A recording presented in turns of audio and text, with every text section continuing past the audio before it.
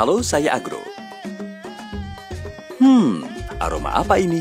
Enak sekali. Ya, ini aroma vanili. Siapa yang tidak kenal vanili? Aromanya yang khas, semua orang pasti bisa menebaknya. Populasi tanaman vanili banyak terdapat di dataran 800 meter di atas permukaan laut. Vanili sendiri sesungguhnya berasal dari Meksiko. Tanaman vanili masuk ke Indonesia pada 1819 sebagai salah satu tanaman koleksi Kebun Raya Bogor. Pada 1864, vanili mulai menyebar dari Sumatera hingga saat ini ke 25 provinsi di Indonesia. Pada tahun 1960, tanaman vanili mengalami perkembangan pesatnya di Pulau Jawa. Saat ini, vanili dari Indonesia yang terkenal tinggi kandungan vanilinnya menguasai 30 hingga 40% pasar vanili dunia. Vanili yang bernama latin Vanilla planifolia merupakan tanaman rambat yang berkerabat dengan anggrek dan termasuk dalam kelompok tanaman rempah-rempah. Batang vanili bersifat sukulen. Daun vanili bertekstur tebal, tersusun berselang-seling pada masing-masing ruas. Vanili hidup menempel pada tanaman lain.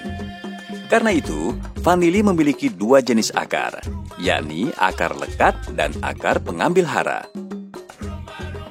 Tanaman vanili mulai berbunga setelah berumur sekitar 2 tahun. Sekitar 99% vanili di pasar dunia diperjualbelikan dalam bentuk utuh dan ekstrak. Saat ini banyak industri yang memanfaatkan keberadaan vanili. Vanilin sebagai senyawa organik yang terdapat pada polong dan kulit buah vanili banyak diekstrak bagi keperluan industri makanan dan minuman, kosmetik, wewangian, hingga kesehatan. Lalu seperti apa metode pembudidayaan vanili yang ideal? Nah, ini Vania. Dia akan membantu menjelaskan tentang bagaimana budidaya vanili. Tapi, nama kamu mengingatkan saya pada varietas unggul vanili Indonesia. Terima kasih, Agro. Iya, betul. Saat ini telah ada 2 varietas unggul vanili yang berproduksi tinggi, yaitu Vania 1 dan Vania 2. Kedua varietas tersebut telah ditetapkan sebagai benih bina. Artinya, benih kedua varietas tersebut bisa digunakan secara luas. Vanili menyukai lingkungan teduh, agak lembab, baik udara maupun tanahnya. Tanah yang sesuai untuk menunjang kehidupan vanili adalah yang mengandung lempung, humus, dan berpasir. Vanili membutuhkan curah hujan dan intensitas cahaya matahari sedang. Pada fase pertumbuhan, membutuhkan cahaya 30 hingga 50%, sedangkan fase produktif, tanaman membutuhkan intensitas cahaya agak tinggi.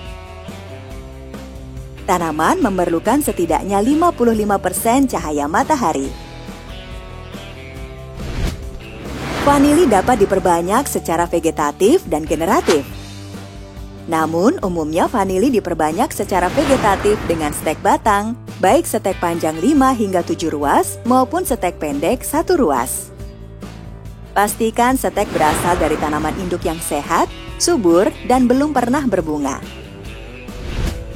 Yang harus diingat, sebelum penyemaian, sulur direndam ke dalam larutan fungisida. Tujuannya agar luka bekas sayatan pada stek mengering dan terhindar dari patogen penyakit. Persemaian benih vanili dapat dilakukan di bedengan atau di polybag. Persemaian di bedengan adalah dengan cara membuat bedengan berukuran lebar 100 cm, tinggi 25 cm, dan panjangnya menyesuaikan kebutuhan. Tambahkan pupuk kandang sapi dan pasir pada media semai. Untuk menjaga kelembaban, pasangi bedengan dengan sungkup plastik. Nah, jika persemaian menggunakan polybag, siapkan polybag berdiameter 15 cm yang diisi dengan media tanam yang terdiri atas tanah dan pupuk organik. Lalu, masukkan ke dalam rumah tanam dengan intensitas cahaya 30 hingga 50%. Selain penyiraman yang teratur dan pembersihan gulma, semprotkan juga persemaian 2 minggu sekali dengan pestisida nabati. Berikan pupuk daun setelah muncul 1 hingga 2 helai daun dan pasang bilah bambu untuk rambatan. Selang 3 hingga 4 bulan, saat stek sudah mencapai tinggi 20 hingga 25 cm dan sudah muncul 4 hingga 5 helai daun, maka stek sudah siap ditanam di kebun. Tanaman vanili memiliki perakaran dangkal. Oleh karena itu, pilihlah lahan yang subur, bebas genangan air, dan berdrainase baik. Pastikan lahan belum pernah terinfeksi penyakit. Olah tanah sampai kedalaman 30 cm. Biarkan tanah terbuka agar terkena sinar matahari, sehingga organisme pengganggu yang bersembunyi di tanah bisa musnah. Buat saluran drainase dan guludan agar tanah tidak tergenang air, namun tetap gembur. Dan jangan lupa, bersihkan lahan dari gulma. Saat lahan telah siap, maka waktunya menanam. Arah tanam perlu diperhatikan. Arah utara-selatan adalah pilihan terbaik agar kelak tanaman vanili mendapat sinar matahari cukup, namun tidak langsung terpapar terik matahari. Namun, jika sinar matahari belum mencapai 50%, berikan naungan pada benih vanili yang baru ditanam. Tanam pohon panjat atau tajar sesuai dengan jarak tanam vanili. Waktu penanaman sebaiknya pada awal musim hujan. Pekebun harus mengatur pertumbuhan penjalaran batang tanaman. Ketinggian penjalaran batang vanili yang ideal adalah 1,5 hingga 2 meter. Jika lebih dari itu, maka sulur dibelokkan dan dibiarkan menggantung hingga 15 cm dari tanah. Bila tidak dirambatkan lagi ke atas, dapat dipangkas pucuknya. Olesi bekas pangkasan dengan fungisida untuk mencegah serangan cendawan. Dalam pemeliharaan, pemupukan tentu saja tidak boleh ditinggalkan. Pemberian pupuk kandang dan NPK 15:15:15 di sekeliling pangkal batang vanili setiap 4 bulan sekali akan efektif menghasilkan kekayaan nutrisi bagi tanaman serta merangsang pembentukan sel-sel baru. Bisa dibilang keberadaan hama pada tanaman vanili tidak begitu mengancam. Mayoritas hama menyerang tanaman vanili saat musim kemarau. Semprot saja dengan pestisida secara berkala. Vanili merupakan tanaman yang tidak bisa menyerbuk sendiri.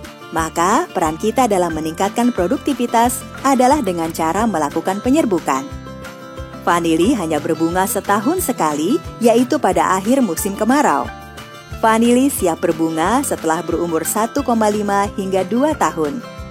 Waktu bunga mekar sangat singkat, hanya sehari, dan gugur jika tidak ada penyerbukan. Nah, Fania, sepertinya kita tiba di fase yang paling ditunggu oleh semua petani dan pekebun, yaitu panen. Betul sekali, Agro. Jadi, buah vanili bisa dipanen pada umur 9 bulan setelah penyerbukan.